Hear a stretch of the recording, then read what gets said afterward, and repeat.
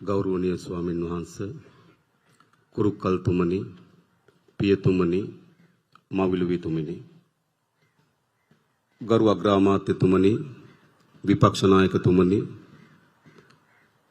අමාත්‍යවරුනි පාර්ලිමේන්තු මන්ත්‍රීවරුනි ශ්‍රේෂ්ඨාධිකරණයේ අග්‍ර විනිශ්චයකාරතුමනි ජනාධිපති ලේකම්තුමා ඇතුළු සියලුම අමාත්‍යාංශ නියෝජනය කරන නිලධාරි මහත්වරුනි ත්‍රිවිධ හමුදාපතිවරුනි තානාපතිවරුනි මහා කොමසාස්වරුනි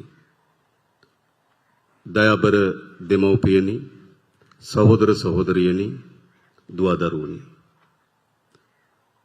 අද අපි සමරනු ලබන්නේ 78 වන නිදහස් සමරුවයි. අවුරුදු 133ක ඊටමත් කිවුරුරු පීඩාකාරී කොල්ලකාරී යටත් විජිත පාලනයෙන් 1948 අපේ නිදහස ලැබූ වසරයි. ඒ වගේම සියවස් ගණන් පුරා මේ යටත් විජිතවාදයට එරෙහිව අපේ මුතුන් මිත්තන් තමන්ගේ ලේ කඳුළු දහඩිය මේ මාතෘ භූමි වෙනින් පූජා කරනු ලැබුවා. එදා ඒ අපේ මිතුන් මිත්තන්ගේ තමත් ධෛර්ය සම්පන්න විශ්වාසනීයත්වයේ අරගලයේ ප්‍රතිඵලයක් ලෙස අපට අපගේ මූ ජනතා පරමාධිපත්‍ය හිමිකාරීත්වයක් ලැබෙව්වා. 1948 වසර කියලා කියන්නේ අනේක විද කැපකිරීම කරන ලද අපේ විරුවන්ගේ අපේ මිතුන් මිත්තන්ගේ ජයග්‍රහණයේ සහ වීරත්වයේ සංකේතාත්මක වසරයි. විශේෂයෙන්ම අපි කවුරුත් දන්නවා අපි ජීවිතයේ විවිධ අවදීන් වලට මුහුණ දෙනවා. බොහෝ අය තම තමන් වෙනුවෙන් සටන් කරනවා අරගලවල නිරත වෙනවා. එය දුලබ දෙයක් නොවේ, ඒ සාමාන්‍ය දෙයක්. එහෙත් යම් කිසිවෙක් මාතෘ භූමිය වෙනුවෙන් ඒ වගේම අනාගත පරම්පරාව වෙනුවෙන් තමන්ගේ ජීවිතය පරිත්‍යාග කරමින් සටන් වදිනවා නම් ඔවුන් සැබවින්ම වීරෝදාර විරුවන් බවට පත්වෙන එක වළක්වන්න බෑ. ඔවුන් යෙදෙන ඉතාමත් උත්තුංග ක්‍රියාදාමයකට. අද අපි දෙපාය තබාගෙන ඉන්න මේ මහ පොළව අපේ මව්බිමේ උස් නිදහස වෙනුවෙන් සටන් වැදුණු අපේ ජනතාවගේ අභිවෘද්ධිය සහ අනාගතය වෙනුවෙන් සටන් වැදුණු අපේ මිතුන් මිත්තන් අපේ සහෝදර සහෝදරියන්ගෙන් මේ මහ පොළොව තෙත් වෙලා තිබෙනවා. උන්ගේ ලේ කඳුළු දහඩියෙන් මේ මහ පොළොව තෙත් වෙලා තිබෙනවා. ඒ නිසා හැමදාමත් ඔවුන් අපේ හදවත්වල වීරත්වයේ ඉහළම අසුනක අසුන්ගත සිටින බව මා කියන්න කැමතියි. ඒ නිසා විශේෂයෙන්ම අද දිනේ අපේ මව්බිමේ නිදහස සහ ජනතාවගේ උත්තුංග වූ නිදහස වෙනුවෙන් සටන් වැදුණු ඒ සියලු වීරෝදාර වීරවරයන් වෙනුවෙන් අපේ උත්තමාචාරය අපේ ගෞරවය පුද කළ යුතුයි. අපි නිදහසෙන් පසුව 78 වසරක් අපි ගමන් කරලා තිබෙනවා. නමුත් මා හිතනවා අපේ නිදහසේ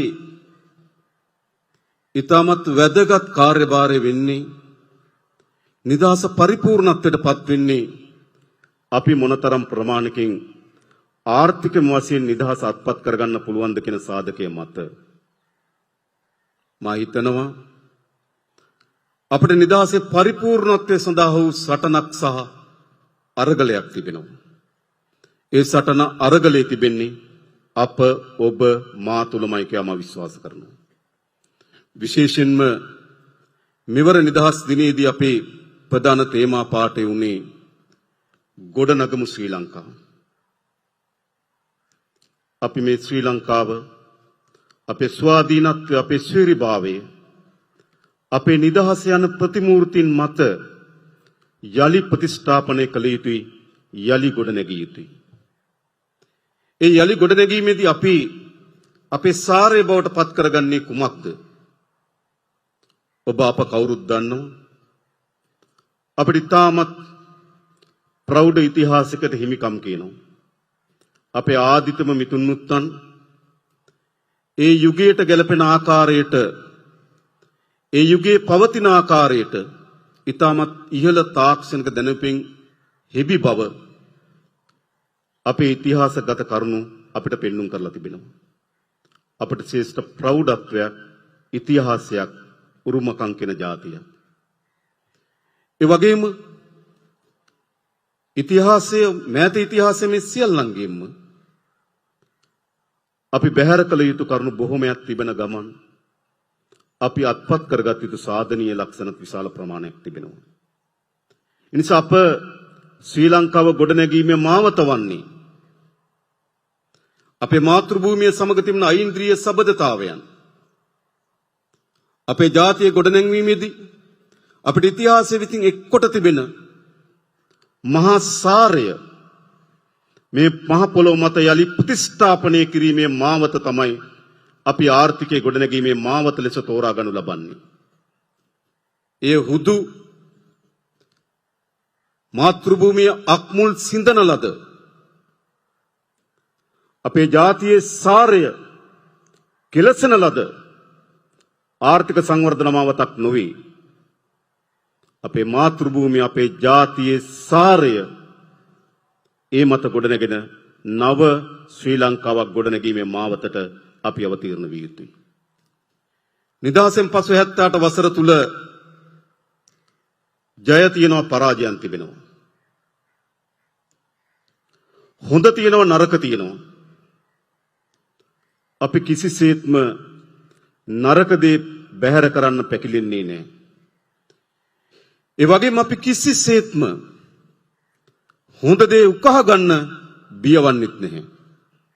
ඒ නිසා අතීතයේ සාරවත් දේ මත මේ රාජ්‍ය මේ ශ්‍රී ලංකාව යලි ගොඩනැංවීමේ වගකීම අප ඔබ මා සතුව තිබෙන බව මා විශ්වාස කරනවා.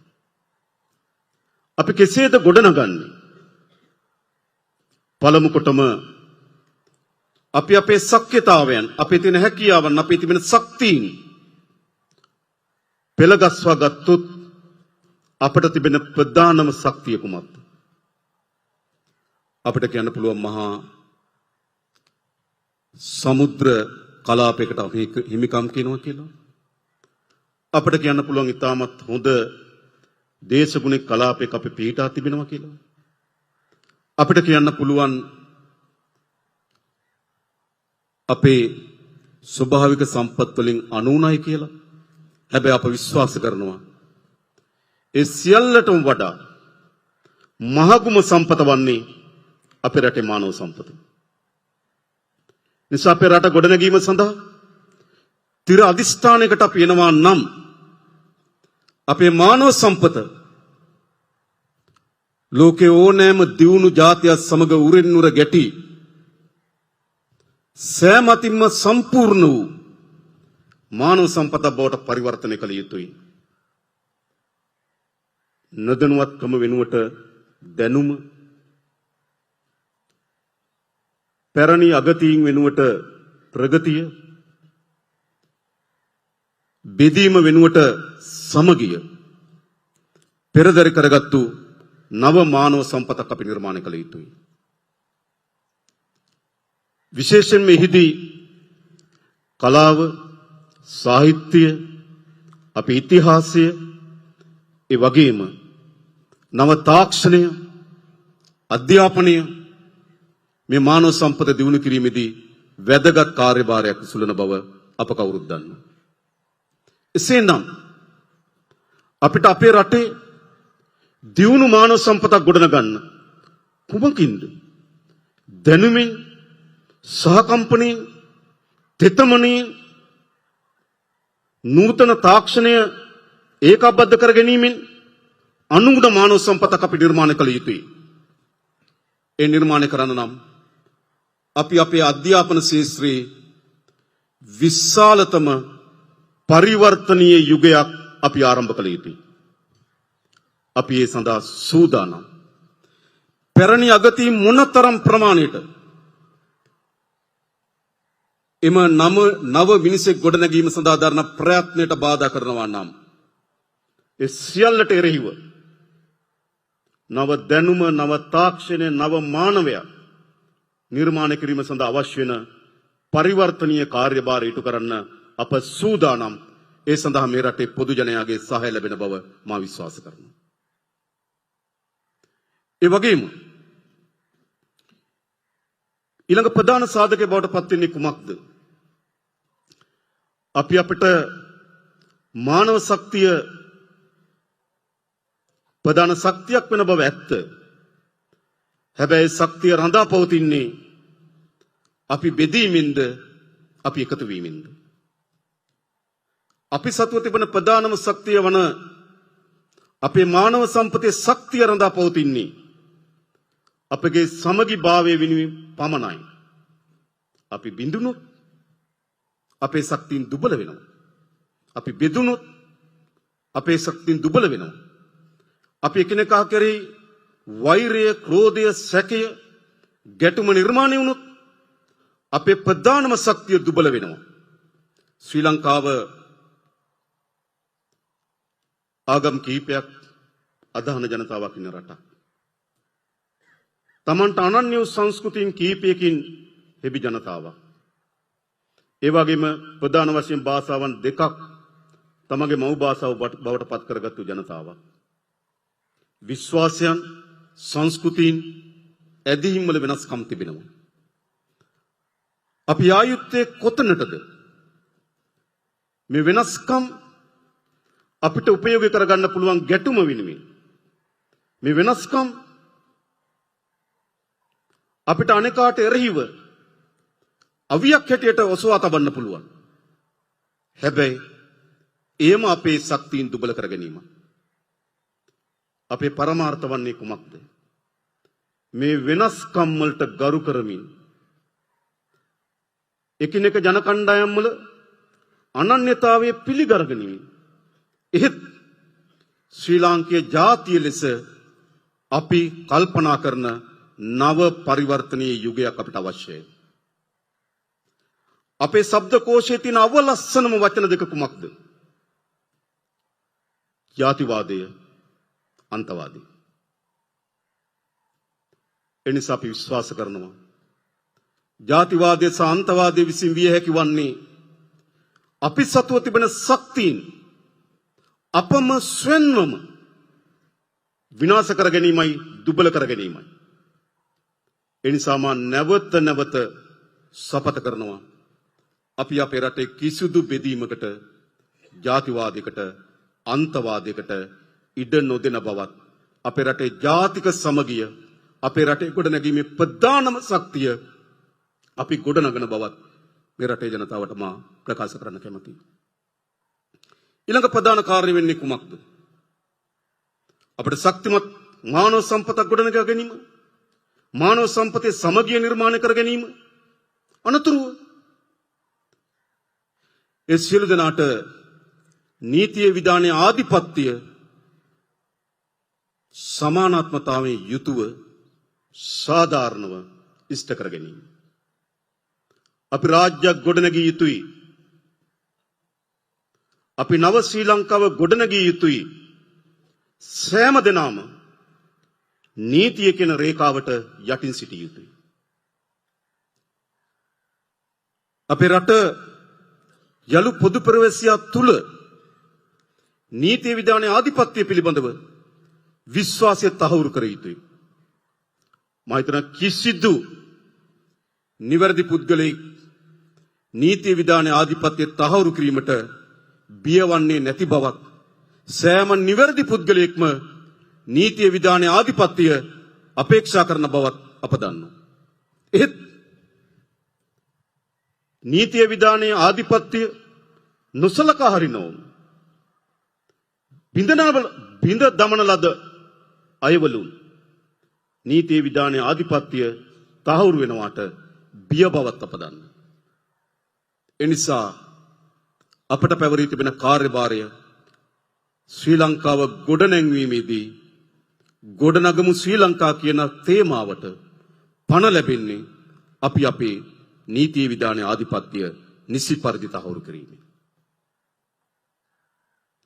ඒ වගේම අපිට අවශ්‍යයි අපේ රට ගොඩනැංවීමේදී වර්තමාන ජීවත් වෙන අපේ પરම්පරාව වෙනුවෙන්ද නෑ අප පමණක් නෙවෙයි අපේ අනාගත પરම්පරාව වෙනුවෙන් අවශ්‍ය වෙන රාජ්‍යයක් අපි ගොඩනැගිය යුතුයි. අපි දකිනවා අපි මෑත කාලයේ අත්විඳපු දිට්වා සුළුකුණාටුව දිස බලන්න. නායම් දහස් ගණනක් වාර්තා වුණා. කඳු කඩා වැටීම්, ගංගා යූරු ඉලිතැරීම් විශාල ප්‍රමාණයක් වාර්තා වී තිබෙනවා. විශේෂයෙන්ම අපේ රාජ්‍යයේ අපේ රටේ පැවැත්මේ ප්‍රධාන සාධකය මධ්‍ය කඳුකරේ. මධ්‍ය කඳුකරේ රූරා ගලන ගංගා පද්ධතියින් තමයි මේ මාතෘ භූමියට ජීවය කැටුවෙන්නේ. මධ්‍ය කඳුකරෙන් වෙත හෙළෙන මහා වර්ෂාපතනය තමයි මේ මාතෘ භූමියට අවශ්‍ය සෞභාග්‍ය ගෙනත් දෙන්නේ. නමුත් අපි අපේ ජීවිත කාලය තුලම අත්දැකීමින් තිබෙනවා මධ්‍ය කඳුකරට ඇති වී තිබෙන විනාශයේ බරපතලකම. අපිට ගොඩනැංවීමේ මාවත කවර දිශාවක් විය යුතුද? සියලු ස්වභාවික සම්පත්, සියලු පරිසර පද්ධතීන්, සතා සිව්පාවන් මුළුමනින්ම විනාශ කරමින්, තරජනයට ලක් කරමින් ගොඩනැගීමේ ශ්‍රී ලංකාවෙන් ඇති ඵලය කුමක්ද? අපි අපේක්ෂා කරන්නේ පාරිසරික පද්ධතිය ඉතාමත් හොඳින් ශක්තිමත් කරන අපි ඉපදෙනකොට තිබුණු ගහ කොළ සතා සිව්පාවා සෞන්දර්ය පරිසරය සමහර විට ඒ වගේම එහෙම නැත්නම් ඊටත් වඩා වැඩියෙන් අපේ අනාගත પરම්පරාව වෙනුවෙන් සුරක්ෂිත කර දීම තමයි ගොඩනගමු ශ්‍රී ලංකා අපේ ප්‍රධාන කාර්යභාරයක් විය යුතු වන්නේ. එනිසා පරිසර පද්ධතිය මුළුමනින්ම විනාශ කරමින් යන සංවර්ධන මාවත පිළිබඳව අපි අපේක්ෂා කරන්නේ නේ. එහි භයානක ප්‍රතිවිපාක වලට මෑත කාලෙම මුහුණ දුන් જાතියක් හැටියට අපේ ගැන විශාල ලෙස කල්පනා කළ යුතුයි. ඊළඟ විශේෂයෙන්ම අපේ රට ගොඩනැගීමේදී මා විශ්වාස කරනවා අපිට ඉතාමත් ශක්තිමත් ජාත්‍යන්තර සහයෝගීතාවයන් අවශ්‍යයි. අපි දන්නවා ලෝකය වෙළඳපොළ පිළිබඳව තරඟයක බෙදීමක ඉන්නවා. ලෝකය එක් එක් රාජ්‍යයන් තමන්ගේ බලය, තමන්ගේ දෘෂ්ටීන් ආධිපත්‍ය ලෙස පැටවීම සඳහා වූ ගැටුමක් තිබෙනවා. ඉතින් ලෝකය සැලකිය යුතු ප්‍රමාණයෙන් ගැටුම් වලින් සමන්විත නිරන්තරයෙන් සිදුවීම් නිර්මාණය කරන ලෝකයක් තිබෙනවා. අපි කොතනද සිටගත යුතු වන්නේ? අප සිටගත යුතු වන්නේ අපේ මාතෘ භූමියට වඩා ජයග්‍රහණ ගෙනත් දෙන, අපේ මාතෘ භූමියේ ආරක්ෂාව වඩාත් තහවුරු කරන, අපේ රටේ ජනතාවගේ ජීවිතය වඩාත් උසස් කරන නව මානකින් වූ රාජ්‍ය සබඳතාවයන් ගොඩනගා ගැනීම තමයි අපේ අපේක්ෂාව. අපේ රට යලි ජාත්‍යන්තරයේ තුල ඊටම ශ්‍රේෂ්ඨ ජාතියකින් හෙබි ගෞරවනීය රාජ්‍යයක් බවට පරිවර්තනය කිරීම අපේ මේ යන මාවතේ ඊටමත් වැදගත් සාධකයක්. මා හිතනවා මේ කුළුණු මත තමයි අපේ රාජ්‍ය ගොඩනැගිය හැකි වන්නේ. නීතිය නොමැති තැනක, සමගිය නොමැති තැනක, යහපත් ජාත්‍යන්තර සබඳතාවයන් නොමැති තැනක, පරිසර පද්ධති විනාශ වූ තැනක, සමාජය අයහපත් වූ තැනක සංවර්ධනය යන බිජුව ගොඩනගමු යන තේමාව යථාර්ථ බවට පත් කරන්න බෑ. එනිසා අපි අදිෂ්ඨානයේ විය යුතු වන්නේ අපේ රට ගොඩනැගීම සඳහා අවශ්‍ය වෙන කුළු නිර්මාණය කිරීමයි, පදනම් නිර්මාණය කිරීමයි ඒ අපි කරමින් තිබෙනවා. ඒ කුළුණු මත අපි ශක්තිමත් නොසෙල්වන ආර්ථිකයක් අපි ගොඩනැගිය යුතුයි. අපිට යම් ප්‍රමාණයකට සතුටක් සහ ආඩම්බරයක් තිබෙනවා. 2025 වසර ආර්ථික සාධකවල ආර්ථිකයක හොඳ නරක මනින, ආර්ථිකයේ තිරසාරභාවය මනින වැදගත් සාධක සියල්ලම වගේ මෑත ඉතිහාසයේ වැඩිම ප්‍රගතිය සහිත සාධක ආර්ථික තලයේ නිර්මාණය වී තිබෙනවා. 1977න් පසු අඩුම අයවැය හිගය 2025. 2006 වසරෙන් පසු වැඩිම ආදායම 2025. ලංකා ඉතිහාසයේම ජංගම ගිණුමේ වැඩිම අතිරික්තය 2025. ඉතිහාසයේම ආදායම් බදු දෙපාර්තමේන්තුව වැඩිම ආදායම උපයපු වසර 2025. බැංකු පොලි අනුපාතිකය දිගු කාලයක් තනි ඉලක්කමේ පවත්වාගත්තු කාලය 2025. නිසා ආර්ථික සාධකවලින් ඉතාමත් ශක්තිමත් ජයග්‍රහී ස්ථාවරයක් පෙන්눔 කරමින් තිබෙනවා. හැබැයි ආර්ථිකයක් රඳා පවතින්නේ ධනාත්මක සාධක සංඛ්‍යා දත්ත වලින් පමණක් නොවේ. ඒ වැදගත්. නමුත් ඒ ප්‍රධාන වැදගත් කාර්යභාරය තිබෙන්නේ කුමක්ද? අපි ආර්ථිකය අත්පත් කරගන්නා ජයග්‍රහණ පතුලේම ඉන්න ජනතාව කරා ගලාගෙන යා යුතුයි. ජනතාවගේ ජීවිතය උසස් වන්නේ නැත්නම්, ජනතාවගේ ජීවිතය පහසු කරන්නේ නැත්නම්, ජනතාවට මානසික නිදහස සහිත ජීවිතයක් උරුම කර දෙන්න ආර්ථික සාධක සමත් වෙන්නේ නැත්නම් ඒ ආර්ථිකය සංඛ්‍යා දත්ත තුල පමණක් පිනුම් ගාන ආර්ථික බවට පත් වෙනවා. ආර්ථිකේ ප්‍රධානම ජයග්‍රහී හැරුම වන්නේ අපි ආර්ථිකයේ ඉහළ තලයේ උපයා ගන්නා ශක්්‍යතාවයන්, ආර්ථිකයේ ඉහළ තලයේ අත්පත් කර ගන්නා ජයග්‍රහණයන් ඈත ගමේ පහළම පුරවැසියාගේ ජීවිතය උසස් කළ යුතුයි. ඒ ජීවිතය පහසු කළ යුතුයි. එනිසා යලි ගොඩනැගෙන ශ්‍රී ලංකාවේ අභිප්‍රාය ආර්ථිකයේ පහළම ජන කණ්ඩායමට දක්වා ආර්ථිකයේ ප්‍රතිලාභ ගලාගෙන යන නව ශ්‍රී ලංකාවක් ගොඩනැගීම අපේ අපේක්ෂාවයි. අපි කළ යුතු තිබෙනවා. ඒ වගේම නිදහස එය පූර්ණ නිදහස බවට පරිවර්තනය වන්නේ අපි මොනතරම් ප්‍රමාණයකට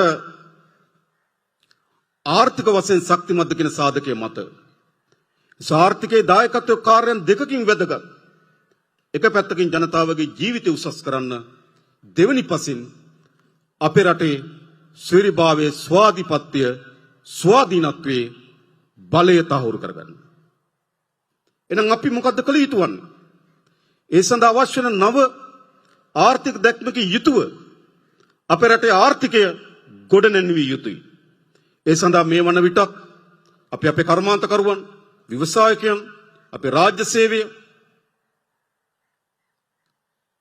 ඒ වගේම අපේ ගොවි ජනතාව, වැඩ කරන ජනතාව මේ එක පුළුල් සංවාදයක අපි නිරත වී සිටිනවා.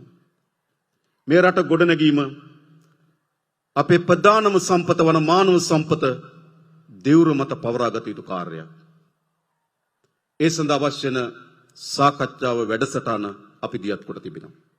එනිසා අපි විශ්වාස කරනවා අපේ පැරණි ඓතිහාසික උරුමයන් සහ අපේ අත්දැකීම් මේ සියල්ල කැටිකොටගෙන මේ ශ්‍රී ලංකාව ගොඩනැංවිය හැකියි.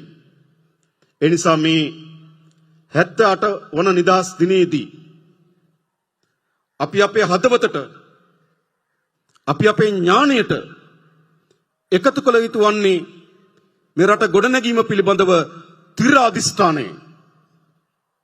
මේ රට ගොඩනැගිය යුතුයි. ජනාධිපතිවරයා ලෙස මාද, අපේ කැබිනට් මණ්ඩලයේද? පාර්ලිමේන්තුවේ අපේ විපක්ෂ නායකතුමාද? රාජ්‍ය සේවයේද? අපේ හාමුදුරන් වහන්සේලා, අපේ ආගමික සංස්ථාවන්ද මේ සියලු දෙනා මා හිතන අපි තිර අධිෂ්ඨානයකට එමු. මේ රට ගොඩනංවමු සෑම අතින්ම. අප්‍රිකානු හිතෝපදේශයක් තිබෙනවා.